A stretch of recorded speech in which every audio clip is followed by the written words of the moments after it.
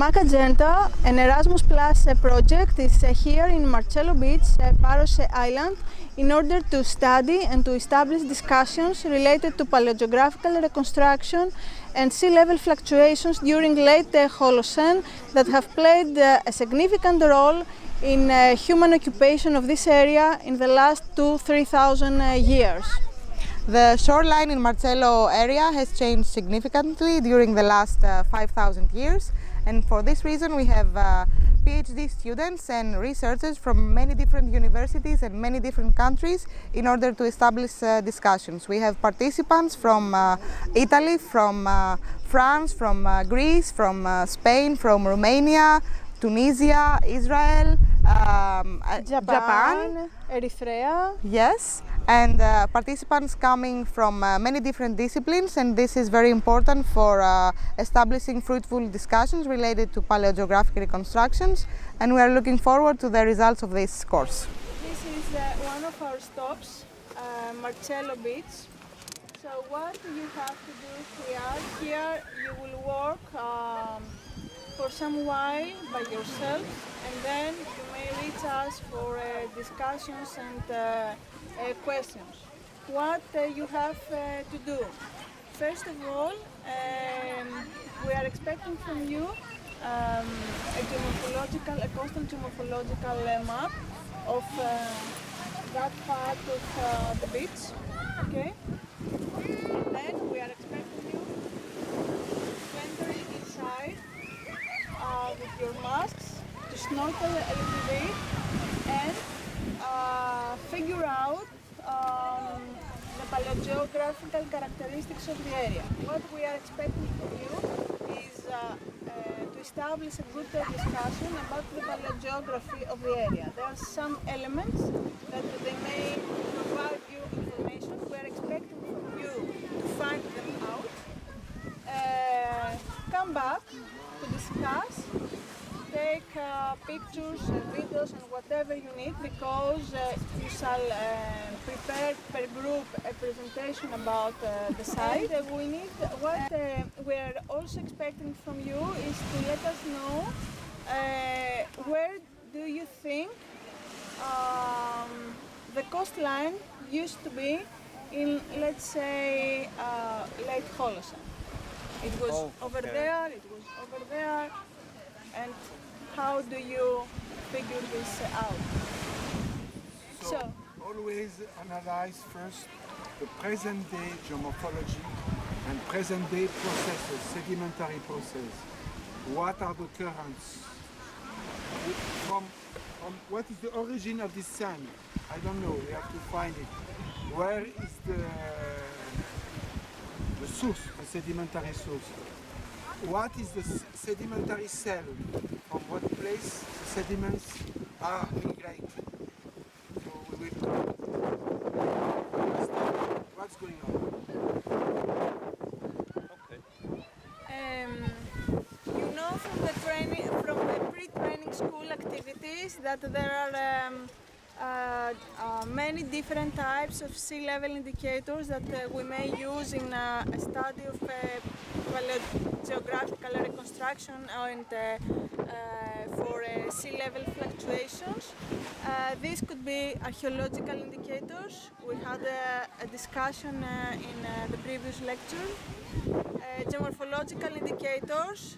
You have so far been informed through the pre-training school activities, and we shall have more lectures and fieldwork in the forthcoming days.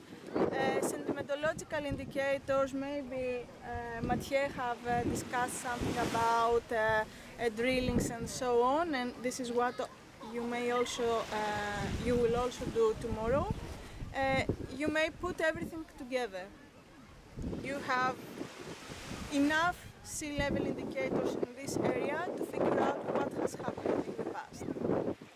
Okay, have a look by yourself and come back to establish a discussion and arise your questions and whatever. They will be over there. Here is the house of Ariana. We will use the fridge because otherwise they will... Okay. We're done with it.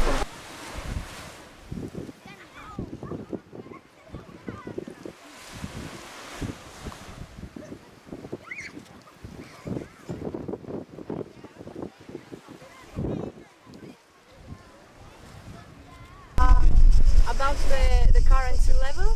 So you were able to measure the mean biological sea level on the jetty. Yes. Yes. What? Is it a jetty or what is it? We were completely. Yes. And we also took a little from the rocks nearby the canyons. There are some water source. The source. The type of rocks. No, what is the sedimentary source? What is the origin of the sand? What is the origin of the sand of this beach? Sand is.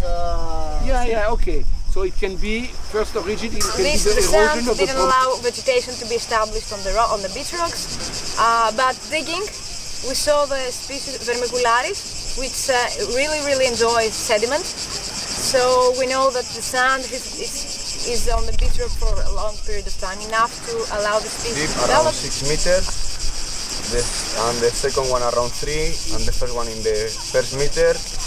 And was interesting to know the difference of sediment between both of them in the third line of beach rock.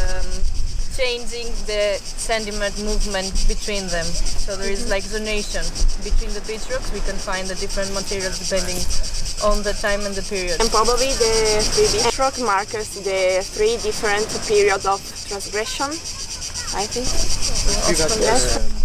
The coast is a rocky coast at the beginning. It's not a sandy coast.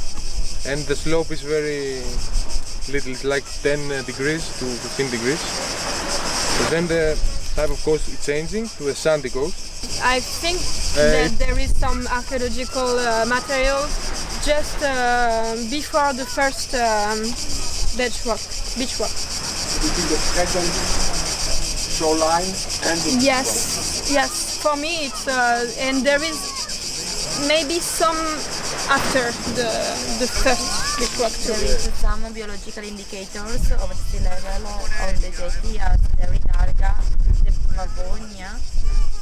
So this is the limit between the mid-tidal zone and the infra-tidal zone. And for me, the jetty is a point of the control of the sediment. We agree for the archaeological part. I agree with Civil, especially for the last beach rocks. There are some big rocks that are very for me it's man-made. Like you see it. It was 4. It's not something as deep as 6. I know it seems that. No, for a big rock.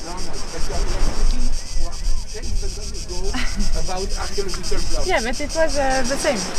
What is the maximum depth of the I think it's 4. I think it's 4. And you have some before. How do you have work that you're staying here? The context, the geomorphological context. To have 3 generations, you need 3 periods of stabilization of the sea. And between these 3 periods of stabilization of the sea, you need 3 relative sea level rise. So it's not a very homogeneous, which has to be correlate with the crustal mobility of Paros Island, which is known with the earthquake history, earthquake catalog. It can be interesting to correlate this if there is a connection. You need to always take into account that the beach rocks are not always the best sea level indicators, because they do not give you, they do not show you how the sea level has changed. They do not show you if it was quick or if it was smooth. There are some exceptions. If you have, for example, we will talk about more about this on Monday. You have to study them in detail in order to understand if the sea level rose slowly or if it was abrupt. So when you have beach rock, the best thing you can do is try to combine it with other elements that you can find in order to understand what exactly has happened in the area. Also, we would like you to remember this site and have also an additional discussion after a couple of days when you shall have seen the tidal notches and discuss about the subsidence of this area. And also Eliane and Mathieu will give a discussion about paleogeographical analysis of some areas around Paros where some drillings have taken place.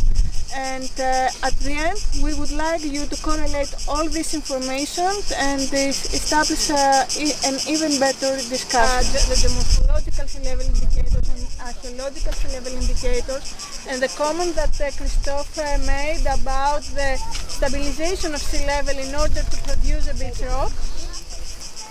We would like you to remember that when we will talk about the tidal notches of the area that shows that the area is having a subsidence. And also when we will talk with Eleana and Mathieu in the next stops about the paleogeographical analysis of the area out of drillings we have made around. So we would like at the end to combine all the information, what you have seen, what we will see in the next stops, and what we will see in the next days about the tidal notches.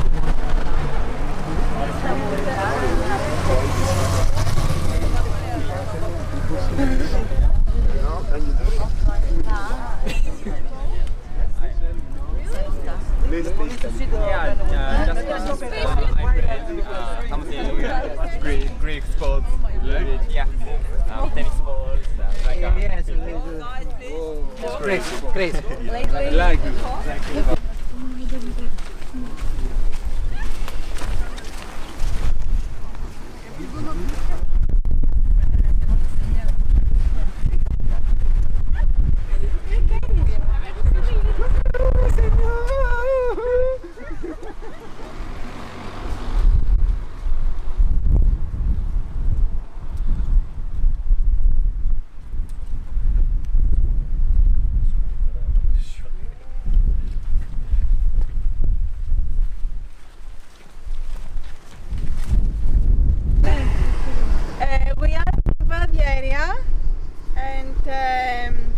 Time to discuss about paleogeographical reconstruction and paleogeographical analysis of an area.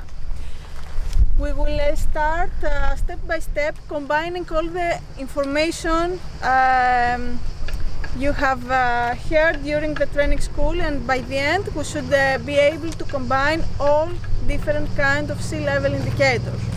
Before we start, I would like to make a short introduction about Paros Island and the research here.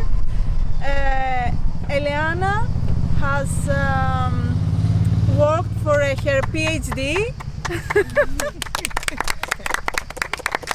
and during her PhD we had the pleasure to collaborate with Christophe and his excellent colleagues. We had Mathieu during the drilling period in Paros. It was about 3 years ago. It was 3 years ago. 3 years ago, the same time period like that, at the very end of August. We had drillings all around the island, but some of them gave some good results. So I think that Eleana should present the results here, but before so, I would like Mathieu to say a few things about the methodologies we followed, how we do this kind of research. He was anyway the person who was leading the drillings period during Paros drillings. So please go on. So as I told you a little bit in the past days with the lecture, we chose this area because it was a flat one near the sea in order to reconstruct the geographic evolution of this area. To see maybe if we can see the marine during the next days we will show you some photos and videos from the drilling process, and in order to understand what we are doing during such research, such fieldwork. And as I had mentioned at the first place in the first day of the training school, sometimes nothing nothing is going well. But even when something like this is happening, it is important to try again and again. This is what happened here with us. Yes. We had several problems. We lost part of the drilling machine. The material was not good enough, and when we were drilling, part of the drilling was collapsing, and then we had again and again. But the spirit was so great, and we are so full of enthusiasm that we tried again and again, and at the end we had You can see we are here, okay? We are basically in the northern part of Parika Bay. You can see where we did the core, and you can also have a look at the various archaeological indicators that we can find in this bay. Here you have a very nice aerial view also of the area. What we tried to do, we cored for, and we reached about 5 meters below sea level. And one of the aims was, as Mathieu said, to do the paleogeographical reconstruction of the area. And the second part was to try to use the biological indicators that we found in the sediment in order to reconstruct the relative sea level changes in the area. And also try to combine whatever archaeological indicators we had. I think you've also heard a lot of things about archaeological indicators in Christophe's lecture. So you can see that, for example, we passed, also when we arrived at Paros, submerged Roman building. And what we also have is probably an ancient mall which remains undated. All of the archaeological indicators that we have do not really help us to understand exactly what happened to the sea level. They can only show us the direction of change. So what you said before about this area, what we know for sure is that it's subsiding. Here you can see more or less the core that we had. You can see that we had silt for a large part of the core, and then you can see we have a nice layer of sand. We had a high energy event. We had 10 centimeters of sand. As Mathieu already told you, it's very difficult to discriminate between a tsunami or a storm, or it's very, very complicated. So what we know for sure is that we had a high energy event. Then we can see that the lagoon is continues at the same with the same sediment. We have silt as we used to have before, but you can also see that we have some ostracods that can show us a little bit how the environment has changed. So you can see that we also had some coastal ostracods, for example, that we didn't have before. So you also have a clue about what happened to the area. You can also see that we had a lot of freshwater ostracods. So if you have a look around, you can see that there is a small river, small channels bringing water in the area. So we probably have some fresh water also arriving in this spot. And then you can see that we have the sand starts to arrive in the lagoon. We have a semi-enclosed lagoon with some freshwater influence, and then we have slowly the infilling of the lagoon. You can also see the date, so we more or less reached about 5,000 years ago. So we know that around 5,000 years ago this was a semi-enclosed lagoon. You can see this here, okay? You can see that the shoreline was deeper, and we probably can assume also that this lagoon was much larger, because this area is also very influenced by man-made activities. So the area on your back was also this marsh that we see today, but it's completely destroyed by parkings and things like that. And you can see what's left of the lagoons today. Okay, and you can also see at the sketch here, we tried to produce some relative sea level index points based on the biological indicators that we found in this core.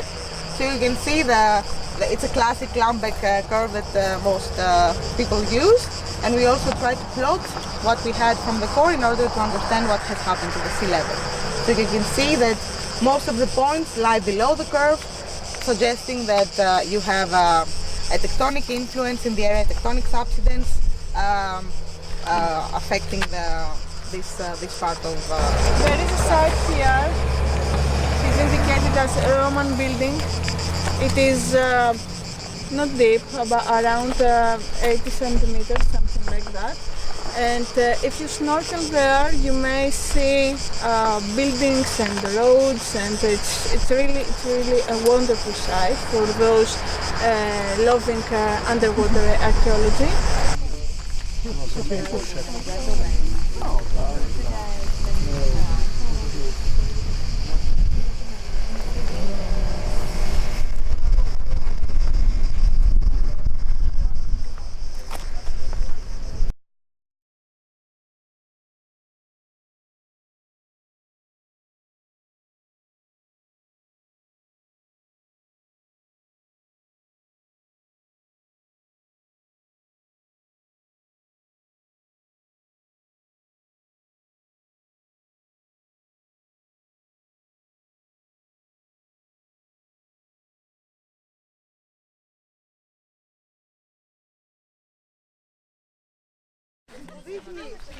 Ότι υπάρχουν τις θάλασσες που περίπου στα 2 μέτρα κάτω, πριν από περίπου 2.000 χρόνια. Ναι. Reading.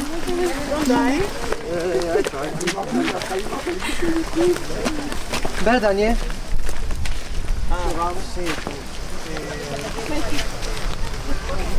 There is pottery around, you know? Like, there is a lot of pottery around.